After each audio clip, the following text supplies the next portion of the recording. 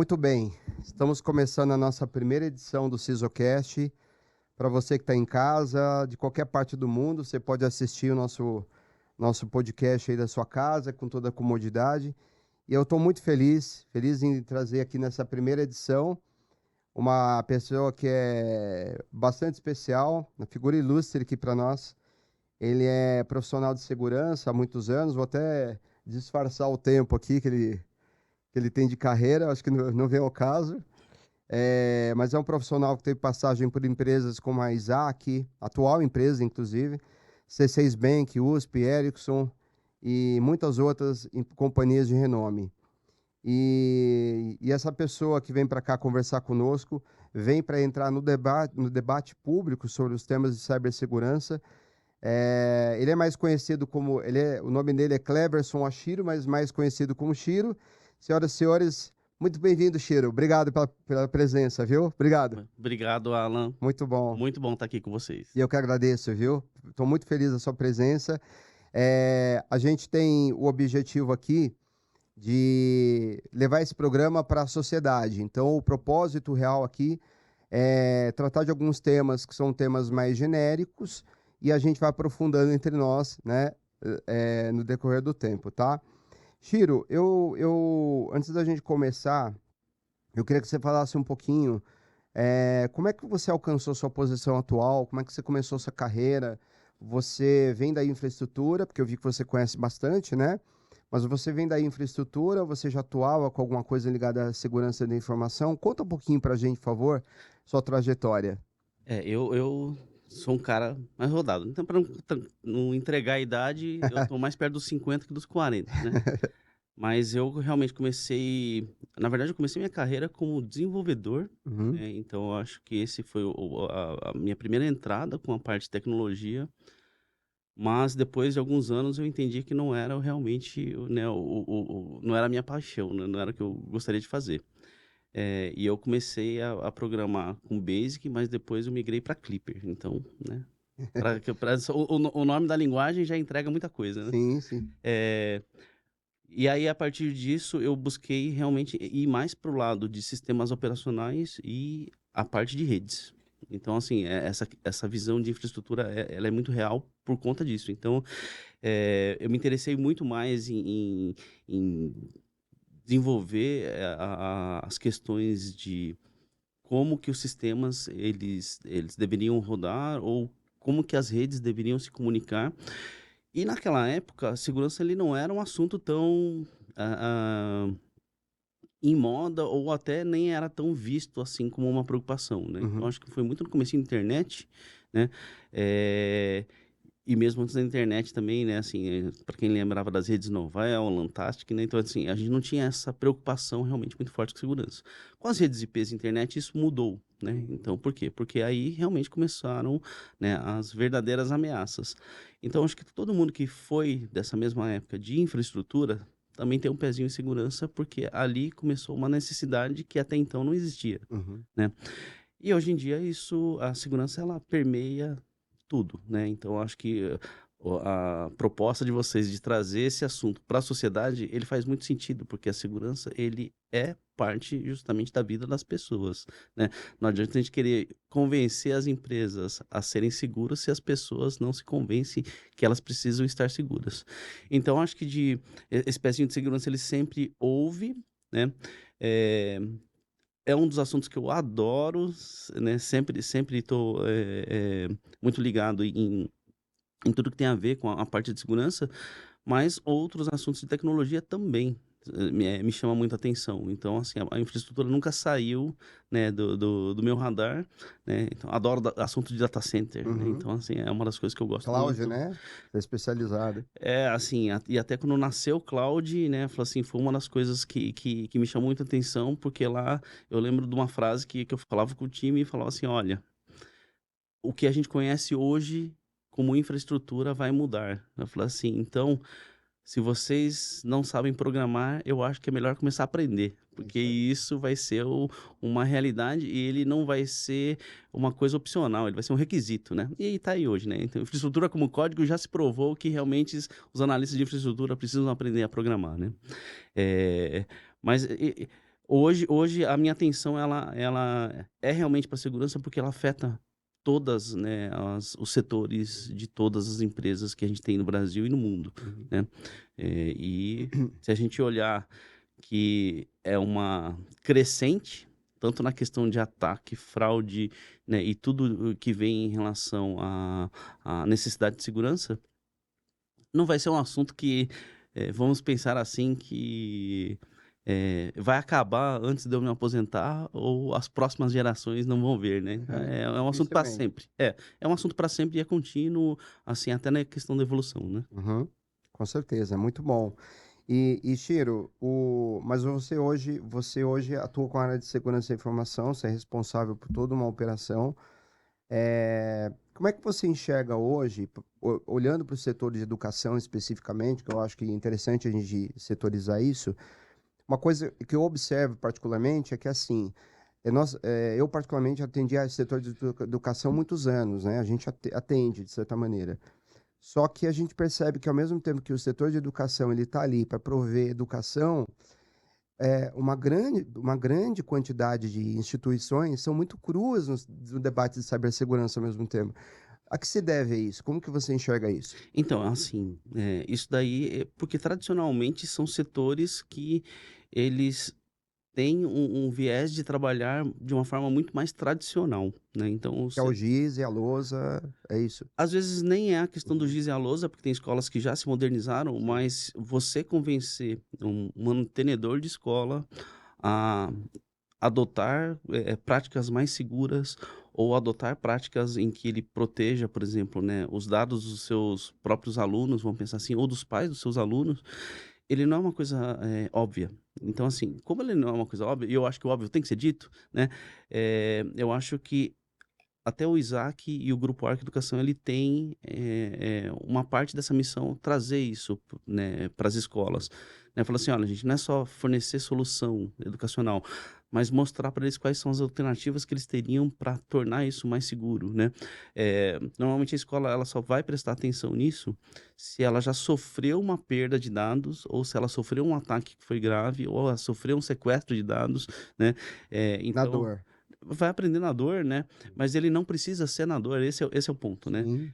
Mas eu acho que isso ele vai muito também da gente tentar trazer uma conscientização ou conhecimento para eles, porque, assim, quem na família já não teve o WhatsApp clonado, né. Sem Então, dúvida. assim, ou quem já não clicou ali num e-mail de phishing achando que aquela promoção lá que te dá 200% de desconto, né, você ganha o produto e ainda vai ganhar um dinheiro em cima. Sim. Então isso daí, são conhecimentos que a gente precisa ajudar a institucionalizar para as escolas, né.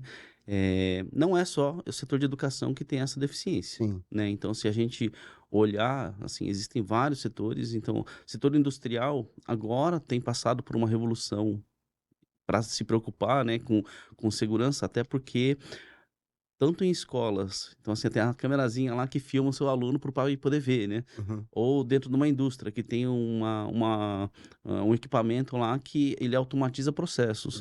Uhum. Todos os equipamentos estão ligados na rede de alguma forma, Uhum. né. Então assim, o quanto isso pode ser uma porta de acesso justamente para o atacante ter acesso a outras Uhum. coisas que estão dentro dessas empresas que você nem presta atenção e nem se dá conta de que isso pode ser a porta de entrada, né. Então você protege um monte de coisa, Sim. mas aquele dispositivo tá lá e você, né, não percebeu que é ele que é o seu ponto de falha. Sem dúvida. Concordo plenamente com você, viu?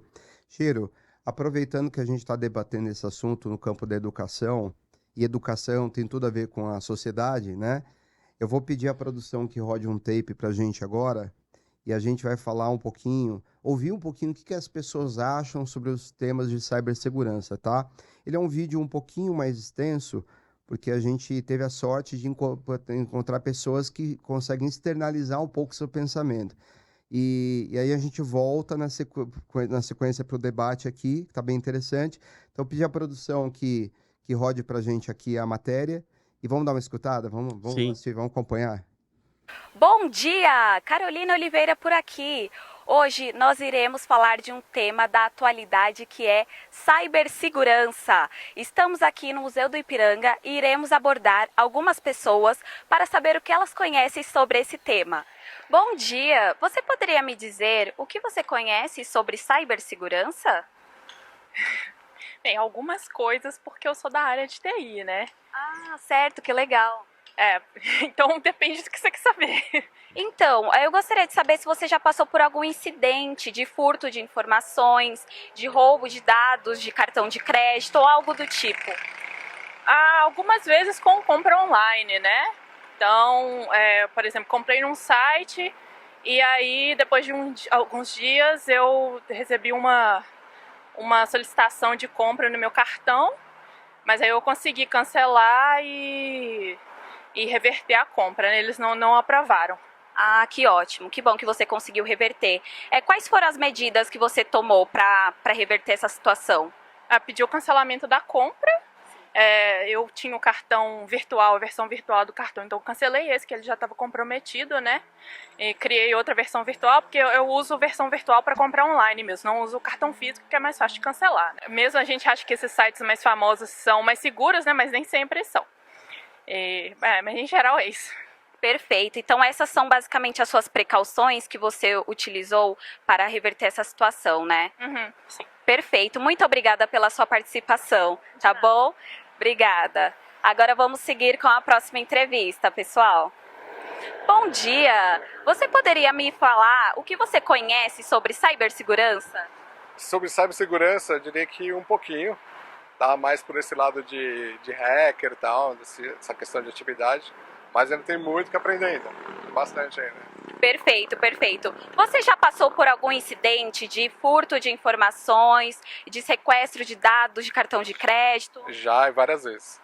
Você poderia me explicar com mais detalhes? Assim, tanto um golpe, né, de cartão de crédito, que o pessoal entra ali pelo WhatsApp se fingindo o operador do banco, essa é uma das questões. Outra que, assim, já roubaram meus dados, não sei se por correspondência, algo do gênero, e fizeram compras, contas em outro estado, coisas desse tipo. E o que você fez para reverter essa situação? Eu tive que entrar em contato com quem estava cobrando, né, e expliquei a situação, falei, olha, não sou eu, né, que estou cometendo essas fraudes e tal, e aí eles tentaram resolver, né, mas deu tudo certo. Perfeito. E quais são as precauções que você utiliza hoje em dia para não acontecer mais?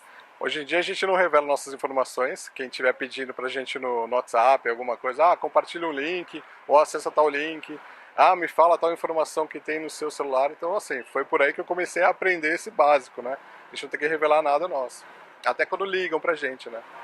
Isso, perfeito. Olha, mais um cidadão consciente por aqui. Muito obrigada pela sua participação, viu? Agradeço, muito obrigado. Obrigada. Agora vamos para o próximo. Bom dia, você poderia me dizer o que você conhece sobre cibersegurança? Muito pouco, muito pouco. As informações que eu tenho são muito genéricas, de que é preciso ter cuidado com os seus dados, né?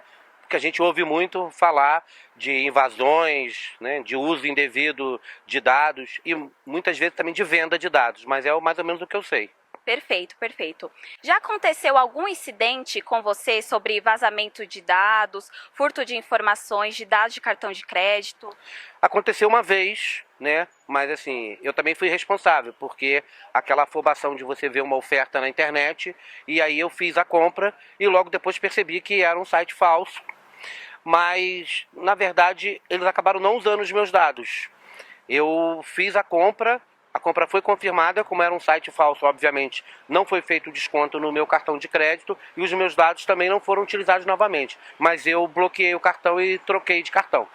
Entendi. Foi somente isso que você fez para reverter a situação? Na época, sim, porque eu não tive nenhum prejuízo efetivo, né? Porque a compra não foi confirmada, o cartão de crédito não autorizou, né? Os dados não foram repassados, porque eu não tive mais nenhum tipo de problema, e também eu tomei a iniciativa imediata de bloquear o meu cartão quando eu percebi que eu havia cometido um erro. Na verdade, nesse caso, eu fui o maior responsável porque fiz a compra assodadamente.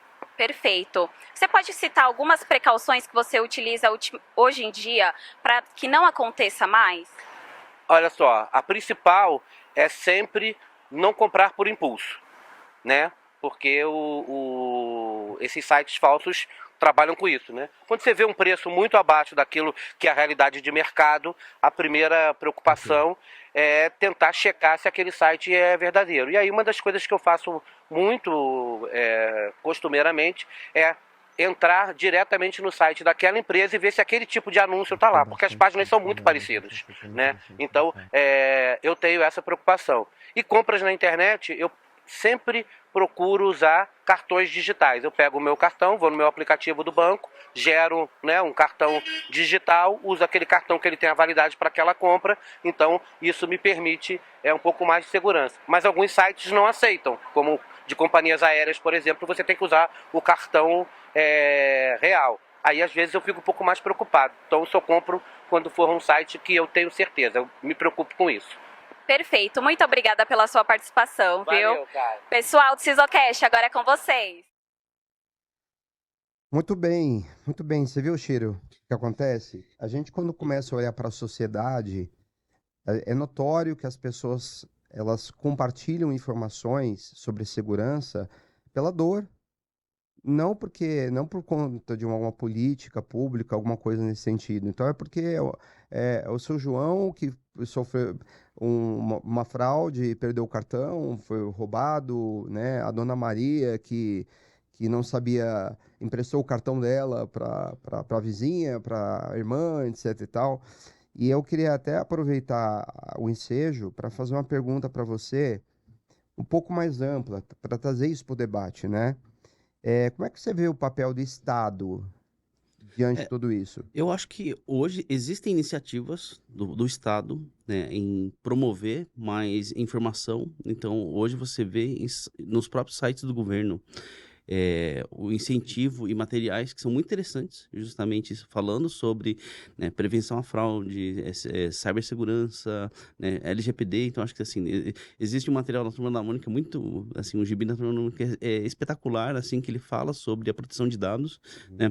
Então, existe, eu acho que hoje um movimento do governo para trazer isso. Mas, assim, até quando a gente olha, por exemplo, né, as 3 entrevistas, né, uma delas era de TI, e ela colocou, falou assim, né, a questão de comprar em sites famosos. Não é a questão do site ser famoso, né?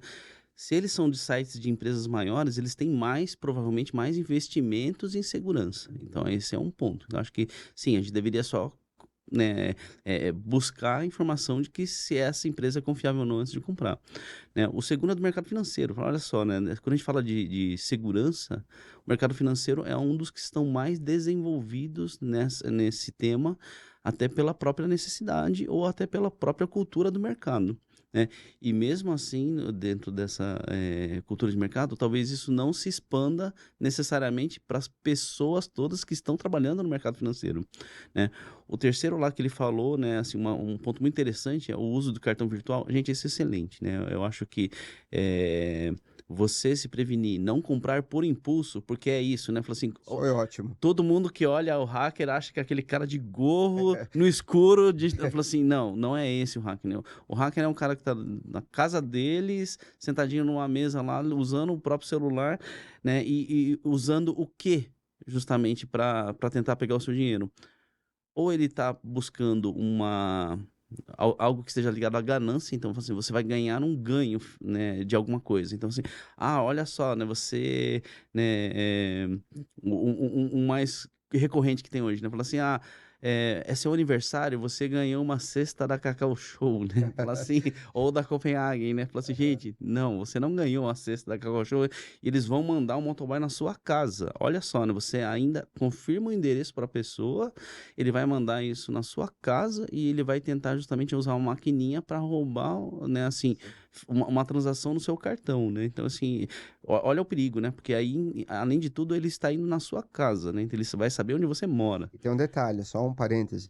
Tem muitos que já criam até uma central de atendimento. Central pode ser 2, 3 pessoas, né, operadores ali, para simular a veracidade, Exato. né? Então, assim, hoje, né, um outro golpe que é muito comum, que tem muito a ver com isso, né, é também, assim, né, a questão da emergência, né? Fala assim, olha, o seu cartão teve uma compra aprovada de um valor alto. Uhum. Ligue, né, em tal lugar ou clique no link tal. Gente, não clica, né? Eu acho que esse é um ponto, né?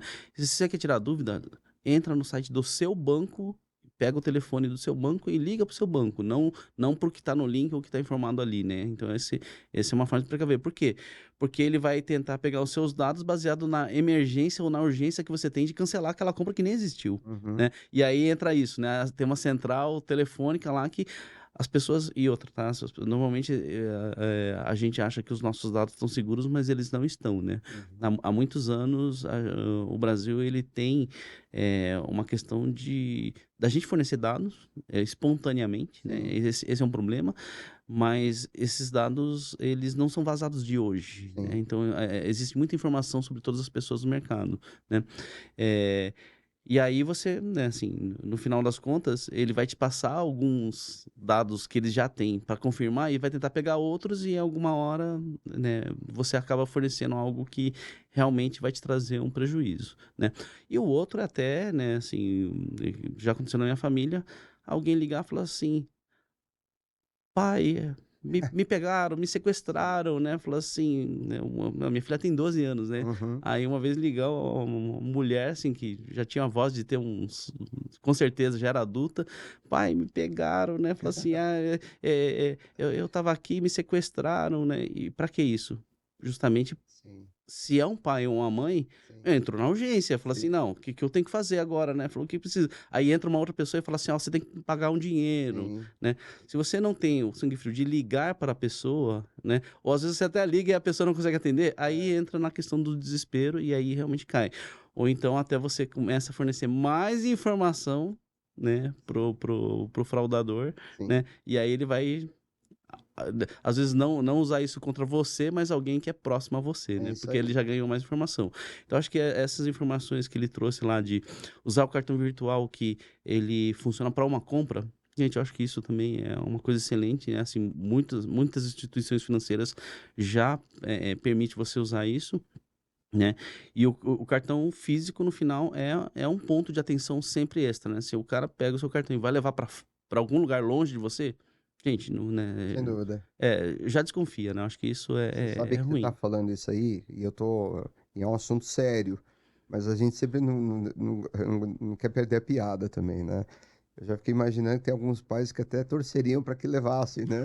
Então, os filhos também que não Né? ajudam, né? E aí, voltando até assim, ó, o governo está fazendo algo. Assim, olha, se você olhar a quantidade de propagandas que o próprio Banco do Brasil hoje lança para Uhum. falar assim, né? É fraude, né? Desconfie. Gente, isso é espetacular. Sim, E por que que eu acho que isso é muito bom? Porque você está agregando segurança no seu produto. exato, é. Então, se você realmente consegue agregar segurança no seu produto, passar essa confiança e você conscientizar as pessoas, porque não é um treinamento, tá? Assim, eu Sim. acho que o treinamento é um pedaço disso, Uhum. mas você conscientizar as pessoas sobre os riscos, né? E o que ela poderia fazer, né? A Black Friday acabou de passar, né? Então, eu acho que assim, e o Natal tá quase chegando. Black Fraude. Duas datas, Sim. junto com o Dia das Mães, onde as fraudes mais acontecem. Por quê? Porque é aquilo de você querer comprar mais barato é o ganho financeiro, né? Você quer ganhar uma vantagem e aí você entra num site que você nunca viu, Isso. né? Você entra numa loja que você não conhece Sim, e aí, né, no final das contas, ou o site era falso ou eles clonaram o seu cartão, sim, né? Então, acho que todo cuidado nisso daqui, com na base da certeza. conscientização, ele funciona. Mas, de novo, acho que o governo ele tem começado a se movimentar assim para que isso Perfeito. chegue na população, né? Muito bom. Você sabe que eu fui recentemente ver uma passagem no Black Fraud. E tem a questão do aspecto da segurança, mas tem o aspecto também da praticidade. Mas tem um porém. Você não lê nas entrelinhas o que está lá escrito pequenininho, em letras, né, miúdas, e você compra. Eu precisei mudar a data. E aí, e para mudar a data? Não podia. E para cancelar? Não podia. Salvo um caso de exceção. E aí, o que que eu ia fazer? Devolução do dinheiro? Não. a devolução que você recebe depois ela é bem pequena. Então, assim, até sugiro às pessoas que estão com a intenção de comprar mais no Black Friday, que leiam também Os termos, contratos, né? os termos, né, de uso e tudo mais, porque realmente tem-se um risco, não só pelo aspecto as oportunidades que não existem, como aspecto de segurança também. Muita fraude, muita página ali que de fato às vezes não existe, não vai entregar o que promete, né? Então acho que esse é o ponto. E até pensar que assim, o Código do Consumidor está ali para tentar cercar um pouco mais Sim. justamente esses problemas. Mas se você pensar na dor de cabeça que você vai ter, né? Então, assim, eu conheço, e eu mesmo, né, assim, já deixei meio que passar algumas vezes, porque você fala assim, olha, o que eu vou gastar para tentar recuperar isso é mais do que esse negócio vale, né? Então, e eles trabalham muito também nesse sentido, né? Fala assim, Uhum. olha, o quanto será que a pessoa vai correr atrás para recuperar esse valor? Se ele é um valor muito pequeno, Uhum. no final as pessoas, se ela quer uma fraude, né, talvez ela nem abra um boletim de ocorrência ou muito menos ela vá atrás realmente para tentar recuperar, porque ela vai enxergar que é um trabalho tão grande Sim. que ela vai entender, vai largar, né? Uhum. Fora as pessoas que ficam com vergonha de dizer que caiu em fraude, né? Com certeza. Acho que as estatísticas que a gente tem, elas são até menores, assim, realmente do que é o real, porque todo mundo vai ter uma vergonha de falar assim, tive o WhatsApp clonado. Sim. Eu falo assim, mas você não toma um cuidado, né? Eu falo assim, então entra o julgamento das outras, né? Porque fala assim, gente, todo mundo é suscetível a cair fraude, né? Então acho que Não, então, não tem essa de que fala assim, todo mundo é imune. inclusive a gente, Inclusive, um porque phishing. se ele for um ataque direcionado, Sim. eu acho que praticamente ninguém escapa, É né? isso aí. Então, assim, se ele tiver dados o suficiente sobre você, a chance de você cair num golpe é muito grande, né? Uhum. Então, acho que a gente, como atores, né, da área de segurança, também não tem que se sentir assim, né, Sim. imunes a esse tipo de coisa, porque não é isso que acontece, Até né? porque não tem segurança 100%, né? Não existe bala de prata, não existe É. segurança 100%, e ele é uma coisa que evolui toda hora. Então, Uhum. assim, as ações que a gente teve de segurança hoje, elas não são efetivas amanhã, né? Uhum. Então, assim, é uma evolução. Uhum. Mas uma boa parte da evolução, eu acho que ela entra muito no fazer o básico bem feito, É isso aí. né? É isso aí. E falando em básico bem feito, aproveitando também, você imaginar uma empresa que esteja assistindo esse programa aqui, né? E que não tem área de segurança. No Brasil, a gente. A quantidade de empresas que não tem área de segurança é uma quantidade enorme, né? O que você diria que uma empresa que não tem essa área, que caminho ela poderia seguir para adotar as melhores práticas, ou mesmo para aquela que tem um budget mais reduzido, né? Quais seriam os pilares principais que você, como executivo, olharia para desenvolver um projeto de curto, médio prazo? Não vou nem falar longo, né? Eu normalmente olho para três grandes áreas quando eu não penso em segurança em qualquer empresa, né? Uhum. Acho que a primeira delas é a segurança de dispositivos. E hoje a gente tem dispositivos assim, muitos dispositivos, né? Então a gente tem dispositivos, que nem eu falei, desde câmera de segurança que está lá, né, para gravar o ambiente e tudo mais, o seu notebook, o celular da empresa, o celular pessoal, o tablet. Old. Tem de tudo, né? Então, assim, quando a gente fala de segurança, é uma empresa que ela é pequena e ela quer fazer uma segurança, né, mais básica, Uhum. uma das coisas efetivas é falar assim, olha, assim, olhe o seu dispositivo, né? Eu falo assim, então, assim, antivírus é importante? Gente, antivírus já faz muitos anos que ele não é o salvador da pátria. Nunca existiu realmente uma solução única que salve a pátria, mas sim, ele é importante, porque hoje em dia os antivírus eles têm uma inteligência diferente do que era há 10, 15 anos atrás. Uhum. Então ele olha muito comportamento. E é isso que a gente tem que olhar, né? Assim, comportamentos diferentes daquilo que é o normal, né? Então os antivírus eles têm. Fala assim, Chiro, puto, mas os antivírus eles são caros. Sim, mas existem soluções que são mais baratas com menos módulo. Uhum. Mas eu acho que esse é um investimento.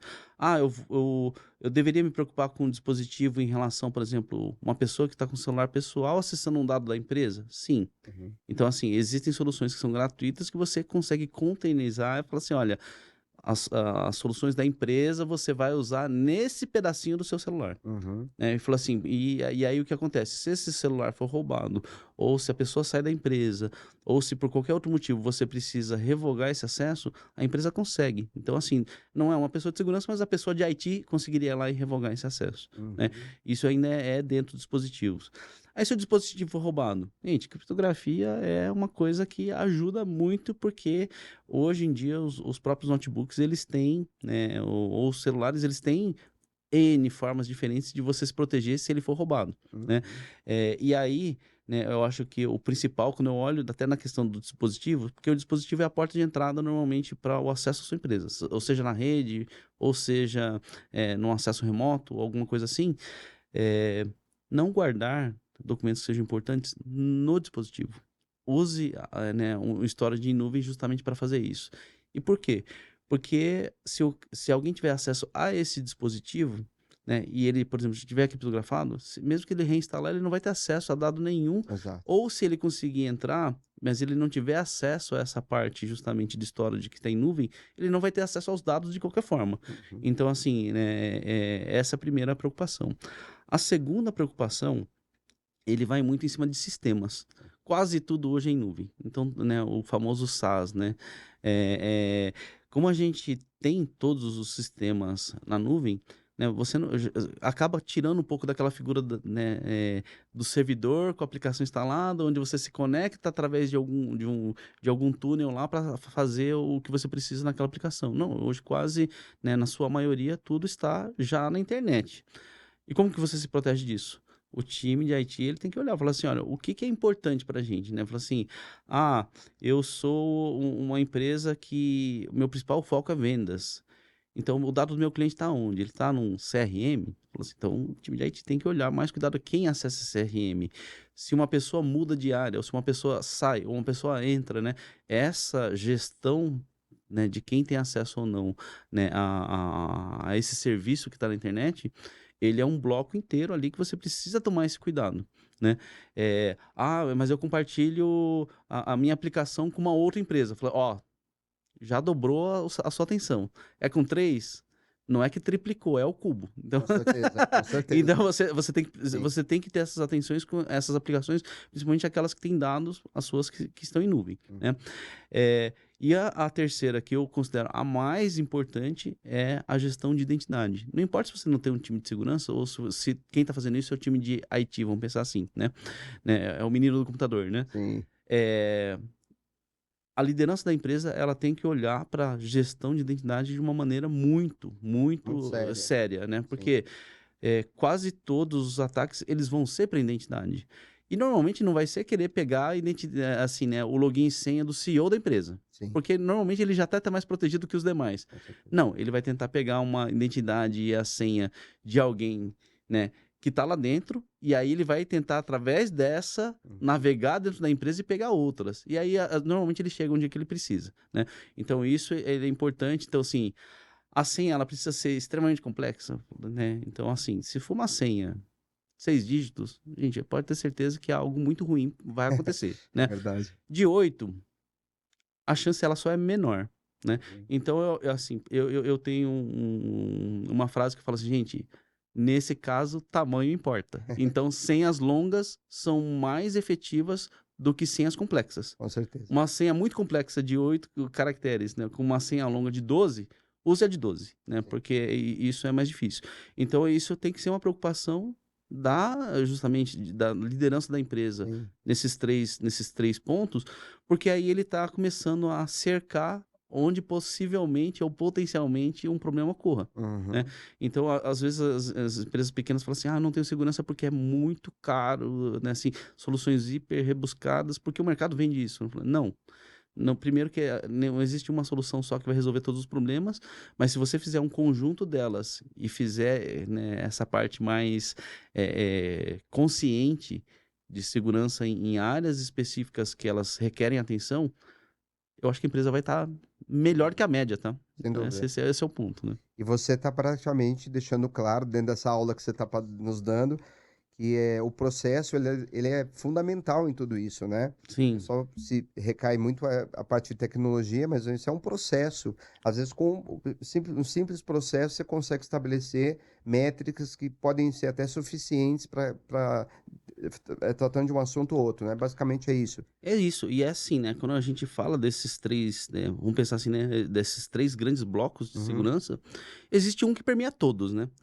Que é você treinar ou pelo menos trazer mais informação para quem trabalha naquela empresa. Sim.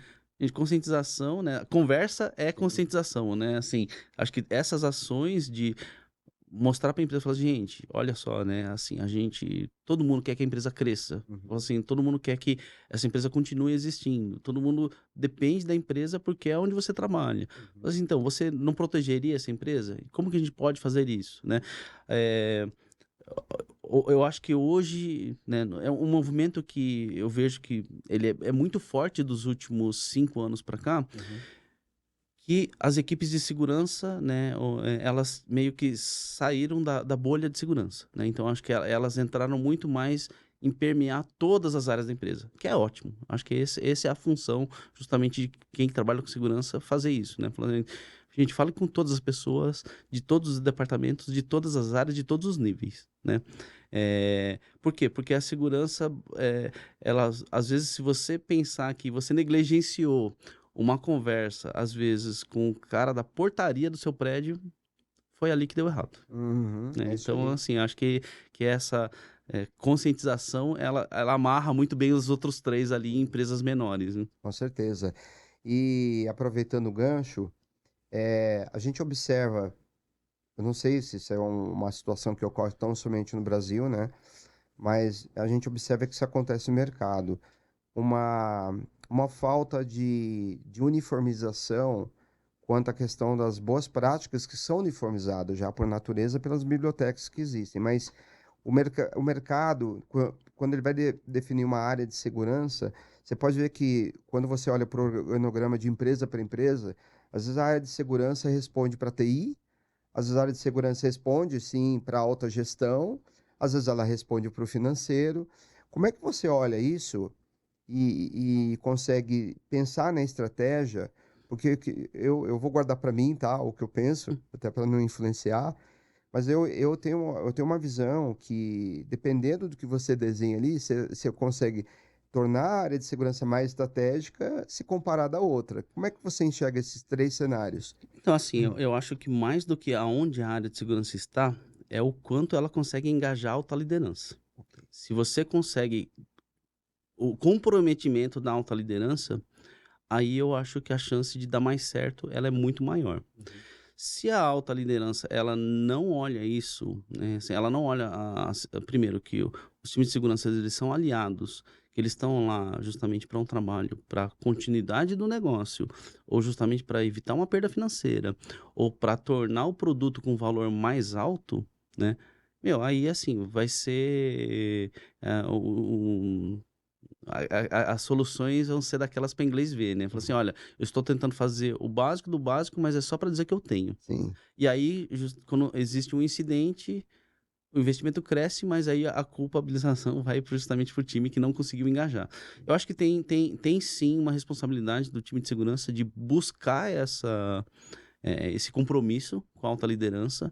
Então, eu acho que os times de segurança não têm que ter medo de falar com o CEO, de falar com a diretoria, de falar com todo mundo por que aquilo é importante e por que a segurança ela é boa para a empresa e para o produto da empresa, né? Do mesmo jeito que, se de todas as formas ele não conseguiu, ele tem que trazer uma visão do risco que aquilo representa, Exato. né? Então, assim, eu tenho a felicidade de estar num lugar, né, e num grupo em que a segurança, eu tenho esse comprometimento da alta liderança, né? Então, acho que isso daqui, às vezes ele é um privilégio, até, né, quando a gente olha no mercado, porque as empresas enxergam a segurança como um custo e não um investimento, Uhum. né? E isso é o que torna um pouco mais frustrante, né, a atuação Uhum. das pessoas desses times nessas áreas.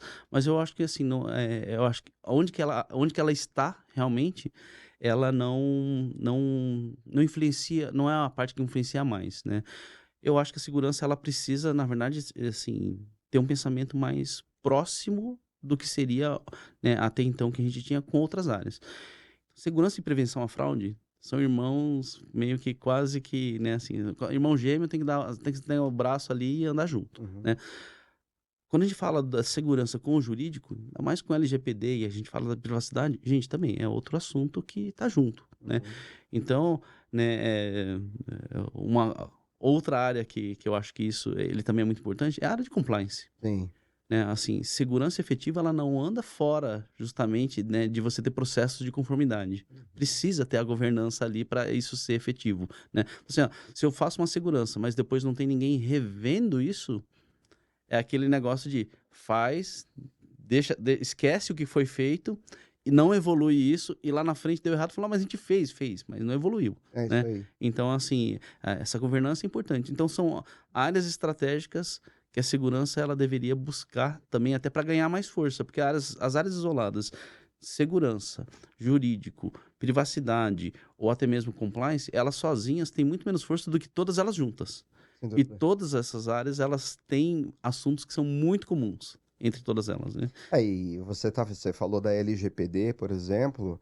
Eu acho que quando a LGPD ela veio inclusive para fortalecer essa situação. Por exemplo, você que é do setor de educação, a gente sabe, né? Você sabe melhor que eu, que a maneira de abordar os jovens antigamente em eventos para captação de aluno, estou dando isso como exemplo, né? Ela era diferente. Hoje, com a LGPD, você já tem uma responsabilidade sobre aquela criança. A gente no grupo nós já trabalhamos com instituições onde nós tínhamos câmeras e a instituição não pode filmar determinados alunos por uma questão contratual, né? Às vezes você tem lá uma celebridade, às vezes você tem alguém, né, filho de uma celebridade e tal, e, enfim, por situações que cabem a eles. Mas eu acho que a LGPD, via comitê, ela veio para reforçar isso. Você tem essa impressão também? Como é Não, que você enxerga? eu acho que foi uma evolução fantástica do Brasil, Total, né? né? Então, assim, né, quando a gente olha um pouco o passado, a GDPR lá na União Europeia, e depois aqui no Brasil, nascendo a GDPR, gente, isso eu acho fantástico, porque assim, né, que nem eu falei, a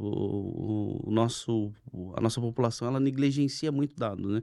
Quantas vezes você vai num lugar, ele te pede CPF e você fornece sem, mesmo assim, a primeira vez que você está naquele comércio, você fornece CPF sem a menor preocupação do que você tá entregando para a pessoa, né? Sim. E a LGPD, eu acho que ela traz muito justamente a questão da propriedade do dado, né? Eu acho que isso é importantíssimo. Assim, o dado é de propriedade única, Uhum. né? Então, o que as empresas vão fazer com isso? Sim, elas têm que falar o que elas estão fazendo com aquilo, né? Porque aí, no final das contas, eles têm a ver com a sua vida, É isso né? aí. Quando a gente fala de LGPD no setor de educação, uma das coisas que a gente mais se preocupa é justamente de dados de criança, Sim. né? Fala assim, o quanto eu poderia influenciar ou não, uma vez que eu sei qual que é a preferência da criança, né? Isso. Como que a criança vai numa matéria ou vai na outra, né? Fala assim, olha, qual a dificuldade que às vezes uma criança tem com matemática e a facilidade que ela tem com português, Uhum. né? Ou até assim, como que eu desperto interesse numa criança até para usar isso comercialmente. Então, assim, é muito delicado, é muito importante ter esse olhar, né? Até porque as empresas, né, elas têm que olhar, ainda mais, né, como exemplo, eu trabalho num grupo, né, que tem diversas soluções para o mesmo público. Então, assim, esse compartilhamento de informações dentro da empresa, ela tem que ser muito cuidadosa, Uhum. né? Até porque você tem muitos parceiros envolvidos quando você tem uma empresa com um grupo de várias empresas, né? Exato. Então, isso daí É corresponsável. você é É. responsável e essas É. empresas são corresponsáveis, então você tem que ter processos muito bem definidos, e aí entra o time de compliance, entra o time de privacidade, entra o time do jurídico, junto com o time de segurança, para falar assim, qual que é a melhor forma que a gente faz isso de maneira mais segura e que a gente consiga rastrear e auditar isso de forma muito transparente para a empresa saber o que está sendo feito, né? Uhum. Então, acho que é nesse sentido. Muito bom mesmo. E Shiro, a gente sabe que, na verdade, os colégios, as instituições, faculdades, enfim, são verdadeiros celeiros de profissionais potencializados que vão para o mercado. Tanto que a gente olha aqui sempre, quando a gente se depara com analistas que nos contatam, a gente sempre trata com o máximo respeito, porque sabe São pessoas que estão buscando um caminho, serão coordenadores, gerentes, diretores, e o respeito tem que nascer desde sempre, né? Então a gente gosta muito de compartilhar com essas pessoas e levar conhecimento e aprender também com elas.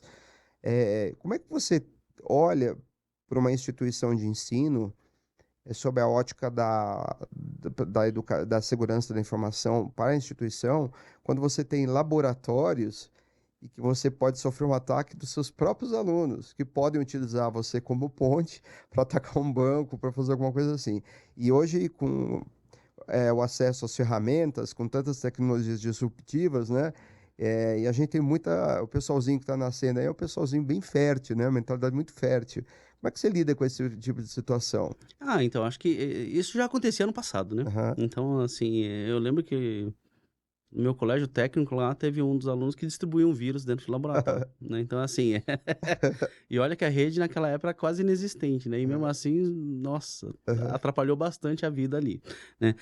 Eu acho que ele é saudável, eu vou dizer pela minha experiência pessoal, quando isso aconteceu, né, no colégio técnico, a gente entendeu muito bem o processo, justamente até de como a gente poderia recuperar aquela situação, né? Então, assim, é muito marcante, né?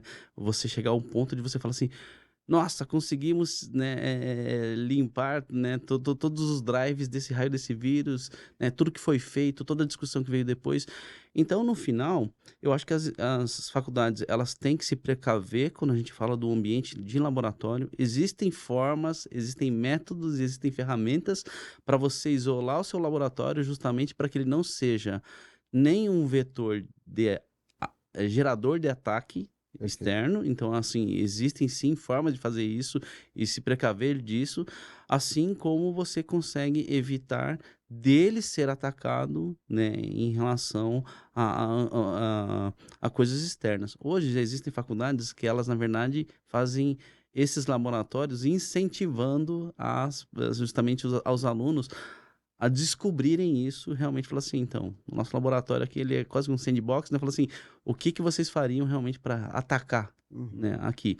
E eu acho que isso é muito bom, né? Quando a gente fala dos profissionais de segurança, o profissional de segurança, se ele não for curioso e se ele não for audacioso, provavelmente o desenvolvimento dele é mais limitado, É né? isso aí. Porque são as duas coisas que realmente vai fazer com que ele ganhe mais conhecimento, né? E ganhe mais técnicas e consiga usar esse conhecimento para proteger as empresas, né, no futuro, né? Acho que as faculdades, eu acho que então elas deveriam realmente, assim, procurar, né, até consultorias, né, assim, ou até ideias, né? Existem diversos grupos hoje, né, mesmo no Brasil, no resto do mundo também isso existe muito, de profissionais que estão super dispostos a compartilhar o conhecimento que eles têm para que isso seja possível de ser criado. Sim. Mas as faculdades hoje procuram muito pouco, tá? Então, assim, dentro da minha carreira, eu não vou falar quanto tempo, né? Mas eu falei assim, é bastante. Uma única vez, né? E isso porque eu já dei aula em universidade, assim, uma única vez me procuraram justamente para discutir sobre essa questão de criação de laboratório de teste, né? E o que poderia ser feito justamente para não ser usado para o mal isso, mas sim para incentivar, né? O aprendizado e melhorar o ensino. Tá muito pouco, né? Então acho que a parte educacional ainda está muito fechado, ainda também uma certa bolha, né? Mas quando a gente fala dentro das empresas, eu acho que as empresas sim conseguem desenvolver esses profissionais de maneira, eu diria até que mais eficiente, né? Por quê? Porque as empresas, elas têm a vivência do dia a dia, então elas têm uma oportunidade de fazer com que o profissional de segurança, né, e eu acho que isso é uma falta, né? Então, assim, quando a gente fala assim, existe uma escassez de profissional de segurança no mercado, isso é uma verdade, mas é que existe uma escassez de profissional de segurança que tenham conhecimento que a empresa quer, É isso né? aí. E o porquê que existe essa escassez? Porque até então, eu acho que as empresas, elas ainda não estão investindo em fazer com que esses profissionais de segurança também entendam do negócio, né? Então, discutir sobre o negócio. O que é o produto da empresa que eu tô, né? O que eu quero proteger? É isso aí. Né? Então, assim, eu só estou fazendo as melhores práticas de segurança, mas sem saber exatamente o que eu estou querendo proteger, É isso né? aí. Então, ele fica muito raso, né? Então, assim, trazer esse conhecimento do negócio para os profissionais de segurança, você cria um profissional diferente. Eu acho que essa é a evolução do profissional de segurança daqui para frente. O profissional de segurança que entende muito de segurança, que entende de infraestrutura, que entende de serviço, que entende de metodologias, inclusive psicossociais, né? Porque ele precisa entender de comunicação, ele precisa entender como que funciona uma engenharia social, ele precisa entender como funciona uma persuasão, né? De repente até hipnose, né? Mas assim, né? Mas assim, ele conhecer o negócio é o passo que realmente é evolutivo desses profissionais para eles se destacarem, né? E isso também entra na liderança. A gente precisa, assim, eu gosto muito de investir naqueles que estão começando na liderança. Porque, assim, né, as lideranças que estão no mercado há mais tempo, eles têm uma dificuldade de uma mudança, tá? Sim. Assim, eu vou dizer que a mentalidade do que se acreditou até então, né, você vai ter um atrito maior lá de falar assim, olha, existem outras formas de liderar, né? Eu acho que existe ainda até uma parcela do mercado que está procurando isso, mas não é a maioria. Então, eu gosto de pensar que investir nas primeiras lideranças ou nas lideranças iniciais vão transformar o mercado. Sem dúvida. É. Sem dúvida.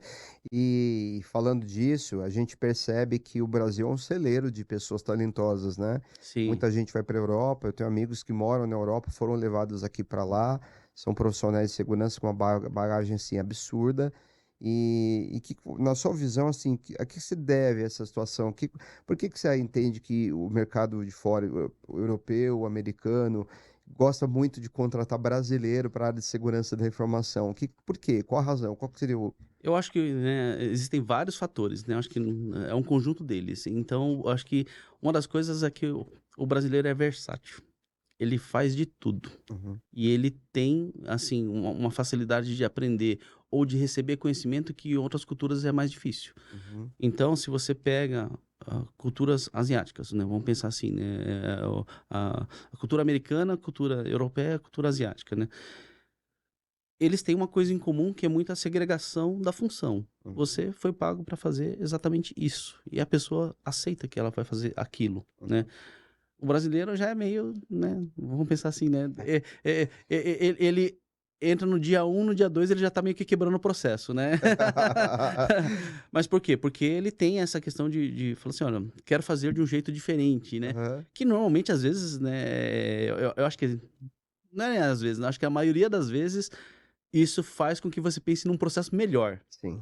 Então ele é muito versátil. Ah, mas eu tenho um cara que é de redes, mas eu não tenho um cara que é de segurança. Aí o brasileiro lá que conhecia redes, fala assim, pera lá, né? Me dá 2 dias aqui que eu vou ver esse negócio. E aí ele começa a conseguir atuar em algumas coisas de segurança. Sim. Então, isso é muito mais difícil de você ver fora, né, do país. Então, você vai, né... Eu lembro... Lá fora é nível de especialização. Aqui Exato. é multitask. Né? E mesmo que o cara que é especialista, ele ainda tem essa versatilidade de atuar em outras áreas, né?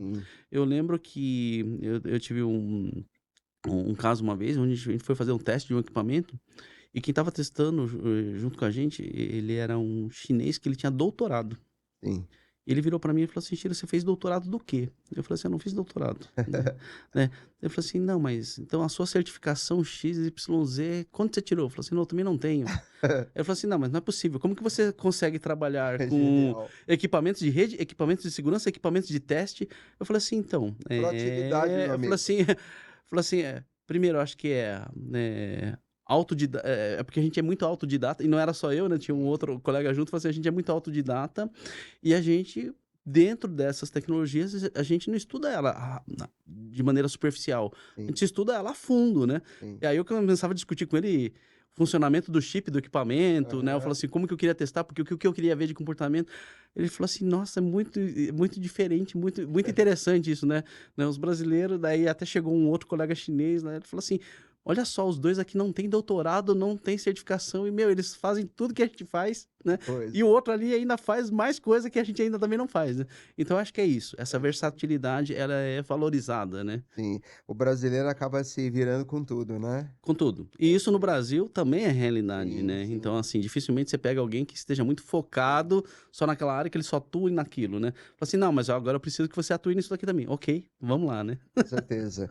A gente teve um boom há pouco tempo de vagas no mercado, de empresas que precisavam contratar toque de caixa, precisava. E a percepção que eu tive, até que eu gostaria de ouvir você em relação a isso, a gente está chegando no final aqui, infelizmente, mas tem umas mensagens para passar. A impressão que eu tenho é que eles saíram contratando gente que instalava caixa e que não tinha essa visão 360 que você falou. Então, foram pessoas muito boas contratadas, pessoas com teu know-how, pessoas que eram ali intermediárias, mas de repente o profissional era um profissional de segurança, um analista sênior para instalação de caixa e virou CISO da noite para o dia. Então, a gente percebe que tem profissionais que são muito bons em níveis de especialização, mas que não estavam tão preparados para exercer uma função de CISO, olhando para processo, né? Você já parou para pensar em alguma coisa assim, diante de uma busca de mercado, dentro do que você vê dentro do seu ecossistema? Como é que você enxerga? Eu não enxergo como um problema necessariamente. Sim. Alan, eu acho que assim, existem coisas que você consegue ensinar. Liderança é ensinável. Então, assim, se você pegou um cara e promoveu ele, era o seu melhor técnico e você promoveu ele para ser o seu pior líder, né? Assim, ok, então investe nele para que ele vire o seu melhor líder. Isso é possível, né? Então, assim, é treinável isso. Quando você fala assim, olha, o profissional, ele foi contratado para X, mas agora a gente tem toda uma movimentação para outra coisa. Também é treinável, né? Então, acho que, assim, tudo você consegue, se você investir tempo, né, as coisas não vão acontecer automaticamente. Então, assim, se você investir tempo e você investir recurso, né, se você investir em pessoas, eu acho que isso daqui, você consegue tornar o profissional que você tem hoje algo que você quer. Uma das coisas que eu acho que ele é importante é que não existe uma pessoa que não serve para uma empresa. Sim. O que existe é uma empresa que não serve para uma pessoa. Sim. Então, se uma pessoa ela não está adequada naquele lugar, talvez não é que ela esteja inadequada naquela empresa. Aquela empresa está inadequada ao perfil dessa pessoa, né? Então, eu acho que esse investimento, no final, você consegue sim, né, mesmo tendo esse boom, né, falar assim, olha, então durante um tempo eu vou ter lideranças ruins? Ok, porque foi uma decisão sua. Ou seja, é um processo que passa, inclusive, pelo RH, na ponta da linha, né? Mas e ok também, né? Sim. Você acha que o RH, nesse caso, ele Sim. deveria estar participando, então fala assim, contratamos assim. Putz, mas ele era um cara espetacular tecnicamente e agora com o líder ele tá muito ruim. Ok, então fala assim, então agora vamos investir nele então, e transformar ele num líder muito bom? Sim, eu acho que isso é possível. Muito bom. Bom, eu vou passar apenas algumas. A gente está, infelizmente, chegando no final da nossa conversa. Eu quero passar só um recado para quem está em casa assistindo esse vídeo. Como o nosso projeto ele tem cunho social também, a gente quer cada vez fortalecer mais esse mercado de segurança, nessa comunidade que a gente respira. Hoje a gente vai passar um e-mail para vocês, tá? Nós estamos intermediando algumas demandas, vagas de mercado. Então, você que é empresário, você que precisa contratar um profissional para sua área de segurança, coordenador, um gerente, um diretor, um analista, enfim, qualquer profissional do mercado, você pode passar sua posição para nós através do oportunidade@cisocast.com, tá? E a gente vai, com toda certeza, abrir essa posição, tentar direcionar currículos para que você possa contratar e a gente possa fortalecer essa comunidade, né? Para a gente é o mais importante. A gente parte do princípio que as pessoas que estão assistindo esse programa, elas são interessadas em cultura e informação. E essas pessoas informadas, naturalmente, vão ter acesso a essa informação, podem enviar seus currículos para oportunidade@cisocast.com. E você que é empresário pode também encaminhar a posição que você tem para essa mesma conta de e-mail, tá? Bom, eu vou agora... Vamos de merchan? A gente conta com um patrocínio master da Off Hunter e a partir do próximo mês a gente começa a ter novidades aí também com outros patrocínios que vão entrar e a gente já tem tudo já acordado, já direcionado. Vem coisa boa aí pela frente, né? Joia. E eu vou pedir a produção que rode, então, ao comercial nosso aqui do Merchan. E vamos lá, produção, por favor.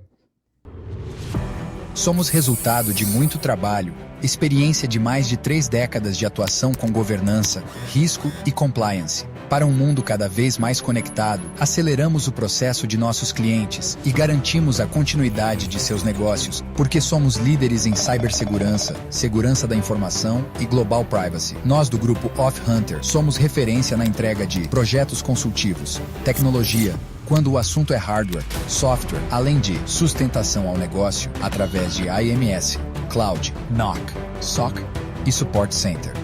Nossos times investigam, monitoram e protegem a marca de nossos clientes, evitando fraudes e danos à reputação. Desenvolvemos programas de educação e conscientização completos a usuários e com múltiplas atividades simultâneas que propiciam resultados surpreendentes. E por fim, nossa metodologia baseada no conceito de Security by Design nos coloca em posição de vanguarda, porque nos permite adotar técnicas avançadas para a adoção das melhores práticas de segurança, end-to-end.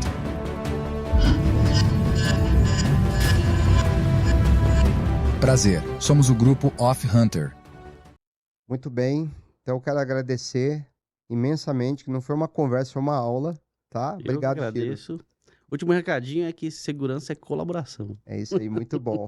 Olha, obrigado, Chiro. Muito obrigado. Satisfação, tá? Obrigado. Obrigado a todos aí que acompanharam e a gente volta na próxima semana. Obrigado.